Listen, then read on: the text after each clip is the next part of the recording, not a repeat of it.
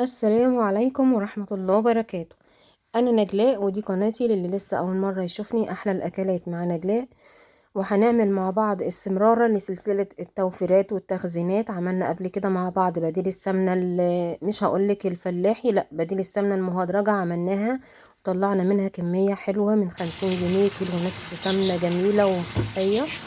وعملنا مع بعض كذا حاجة للتوفير، وخزنا قبل كده مع بعض الكرنب وازاي بتركاية صغيرة يقعد معاكي من السنة للسنة وما يجلدش منك ولا أي حاجة. النهاردة هنكمل مع بعض السلسلة ديت، وهنعمل مع بعض مجموعة كده من التفريزات. طبعا الكمية زي ما انت عايزة وعلى قد إمكانياتك في الدنيا الغالية دي. أنا مش هفرض عليك ان انت تعملي كمية معينة، وانا هنا عامله كميه صغيره. طبعا مش هي دي الكميه كلها اللي انا هخزنها، بس انا هديك الفكره وبعد كده انا هعمل مع نفسي بقيه الكميه اللي انا هحتاجها. جبت معايا كده 2 كيلو بسله او 3 كيلو على حسب ما انت عايزه. ومعايا كام كيلو برضو من الطماطم، برضو مش هحدد لك الاسعار، انا هوريك الطريقه والكميه بتاعتك انت. اهم حاجه ان احنا نجيب الخضار بتاعنا يكون كويس عشان ما نطلعش منه هادر كتير، وفي نفس الوقت عشان يدي معانا كميه حلوه. ومعايا برتقان ومعايا جزر ومعايا ليمون. اهم حاجه ان انت تغسلي الخضار بتاعك كويس جدا جدا، واهم حاجه ان انت عشان الحاجه بتاعتك تطلع متخزنه صح ان انت تنضفيها وتنشفيها كويس جدا. زي ما انت شايفه كده انا معايا الجزر والبرتقان هغسلهم غسله كويسه، عشان هعمل برضو بالقشر بتاع البرتقان دوت حاجه. انا مش برمي القشر بتاع البرتقان، انا باخده وبقشره وانشفه واطحنه واعمله زي بديل الفانيليا. تبقى بقى على الكيكات بيدي ريحه ما اقولكيش بقى، تبقى قلبة الدنيا. وبرده معايا بنجر هخزنه معاكي. معايا ده كيلو من البنجر برضو بنضفه وبغسله كويس، واحنا عارفين ان البنجر من الحاجات اللي بيبقى فيها طين شويه كده، فلازم تراعي او تهتمي بالغسيل بتاعه وانتي بتغسليه كويس.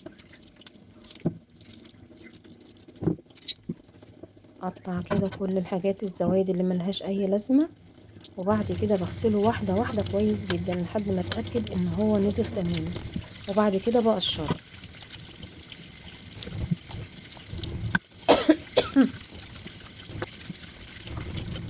لحد ما بخلص الكميه بتاعتي. طبعا بتنجان وفلفل يعني قلت اغسلهم معايا بالمره كده، هو مش تبع التفريزات بس يعني بالمره بغسله. بعد ما غسلت كل الخضار بتاعي وتمام، جبت حله كبيره كده وهبدا بقى اول حاجه بالحاجات اللي عايزه النار، اللي هي ايه؟ الطماطم والجزر والبنجر. اول حاجه هشتغل فيها دول عشان قبل ما بخلص الحاجات التانية يكون الحاجات اللي على النار استوت.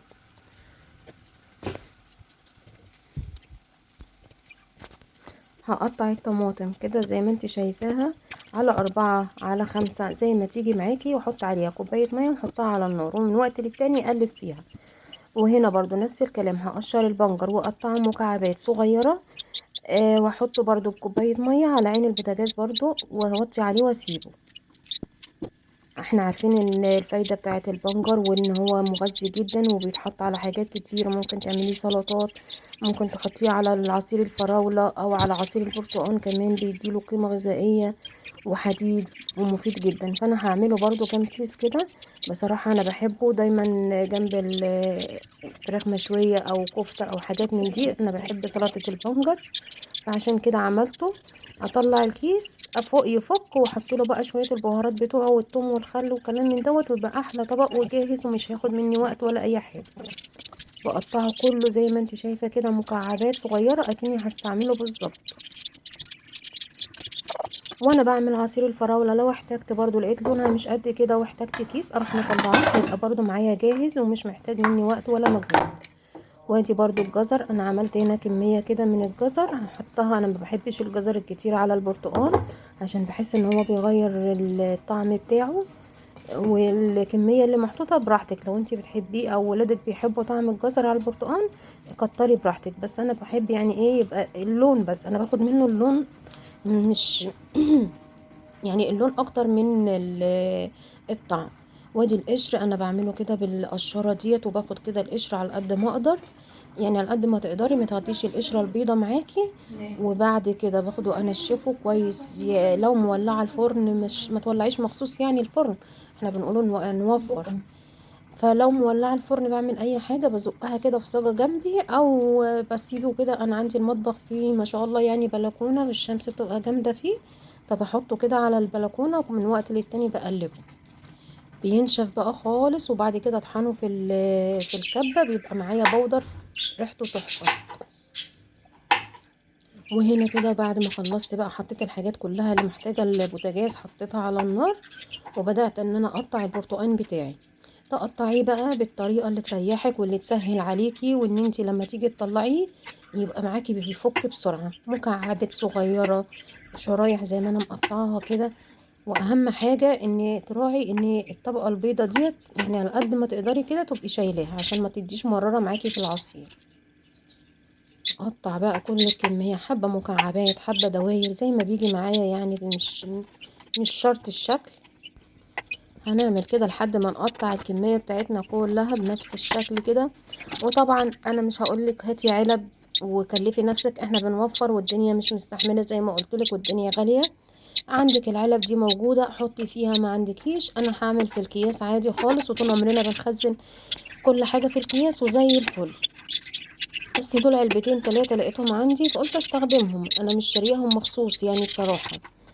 فاحنا مش هنبقى بنوفر من ناحية وفي الناحية التانية اقولك روحي هاتي علب وهاتي حاجات عشان تخزني فيها.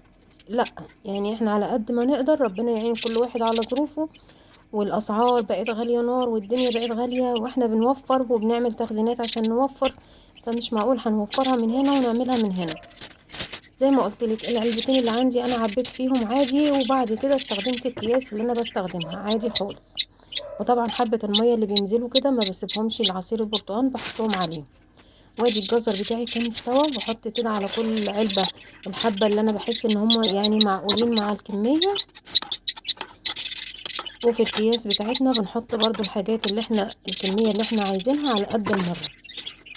وادي البنجر هنا عبيته في العلبة ديت، قلت احطه كله في علبة واحدة وبعدين رجعت تاني قلت لا، طب ما انا لو محتاجة علبة كيسة اطلعها وخلاص بدل ما اطلع العلبة كلها تفك وارجعها تاني. فهرجع افضيهم من العلبة دي وهعبيهم كلهم في الكياس كل مرة، يعني كل كيس على قد المرة.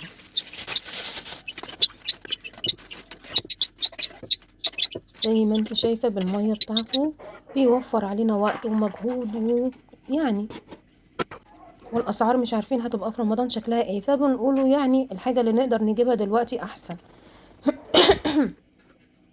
معلش انا اسفة على صوتي عشان عندي دور برد كده. ودي البسلة بتاعتي، واهم حاجة خطوة من نجاح البسلة ان تقعد معاكي من السنة للسنة وتطلعيها متبقاش ماسكة في بعضها وما تبقاش ريحتها او عاملة ريحة او طعم كده مش مستحب. هي الخطوة دي احنا غسلناها كويس وصفتها كويس، وعشان ااكد ان هي ما فيهاش ولا نقطة مية رحت عاملاها في الفوطة، اي فوطة اي قماشة عندك نضيفة تحطيها فيها وتتأكدي ان هي ما فيهاش ولا نقطة مية. وهو ده السبب الاساسي بتاع نجاح اي تفريزات. الميه لو الميه في اي خضار بتديله طعم مش حلو، انما لو حطيتيها كده بتبقى بصي تقعد معاكي من السنه للسنه متغيرش طعمها خالص. وهنا انا ما حطيتش على البسله دي جزر عشان انا عامله بسله تاني بالجزر، ودول سبتهم كده من غير حاجه عشان لو محتاجاهم لوحديهم. ساعات بعمل بيهم رز بالبسله من غير جزر، ساعات بحطه على تورلي او اي حاجه مش محتاجه فيها جزر. فقلت برضو يبقى معايا دي ومعايا دي. وادي كده الطماطم بعد ما استوت بتاعتي خالص رحت ضربها في الخلاط حبة حبة وهبدأ اصفيها. والخطوة دي اختيارية، الخطوة دي اختيارية زي ما قلتلك. لو حابة تصفيها صفيها، انا بصفي كل الطماطم ما عدا الطماطم اللي ببقى عارفة ان هي للمحشي، انا مش بصفيها، بحب خلطة المحشي تبقى تقيلة كده فمش بصفيها، انما بقية الطبيخ بصفيه. فهبدأ كده اصفيها واحدة واحدة واعبيها برضو في الكياس على قد ما تعمل. ولو انت بقى شاطرة ويعني عايزة توفري ما تتأخريش في الطماطم لحد رمضان، لان الطماطم كل يوم سعرها في الطالع. يعني انا فضلت اجل فيها لحد ما كانت الاتنين كيلو ب10 جنيه، دلوقتي بقى الكيلو ونص ب10 جنيه. وزي ما قلت لك يعني ايه اللي تقدري تخزنيه دلوقتي، لان كل يوم الاسعار في الزيادة. احنا بنجيب الحاجة النهاردة ونروح نسأل عليها بكرة بنلاقيها زادت، فاللي تقدري تخزنيه دلوقتي خزنيه، مش هيخسر معانا ومش هيضرنا في حاجة. احنا كده كده التلاجة بتاعتنا شغالة، وكده كده يعني كده كده كهرباء، فبالمرة خزنيها وتستفادي بالحاجة يعني. وادي كده كمية الحاجات اللي خزنتها. ادي البرتقال بالجزر، وادي الفراولة كنت مخزناها برضو في فيديو قبل كده معاكي، وادي هرسة الشطة الحمراء والخضراء. اتمنى الفيديو يكون عجبك واستفدت منه، والسلام عليكم ورحمة الله.